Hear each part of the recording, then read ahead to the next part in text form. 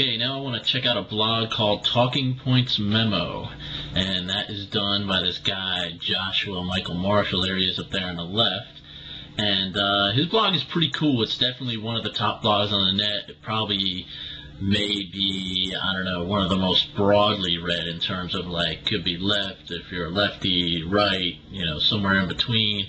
This is the guy that you could stand to read because he's just kind of like, you know, does a lot of good analysis. He's probably what you might call even a policy wonk, meaning like he understands the details of, say, Social Security in the minute details, not just the kind of financial aspects of it, what plans are being proposed, by whom, how it's going to affect the political arena. I guess he's done political reporting and whatnot.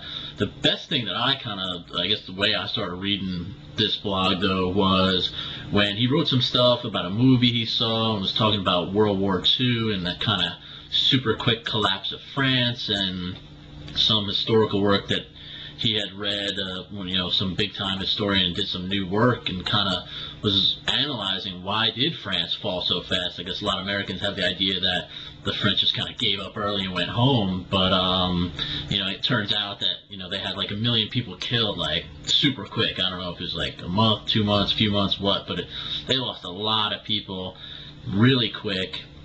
And I guess some author that he had read made a pretty good case that it was really an intelligence failure more than anything as to why France got its butt kicked. Not that they ignored the threat from Nazi Germany, and not that they, you know, weren't preparing for it adequately, etc.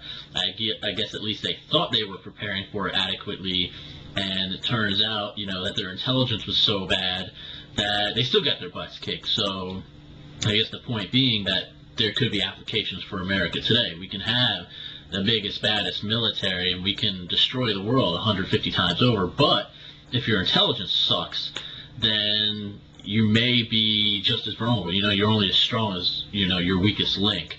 So the point is that I think he's a historian by trade. He at least has a PhD in history, and kind of when I heard him talk about some of these things, I was like, wow, that's so not like anything I've ever heard before in terms of an explanation.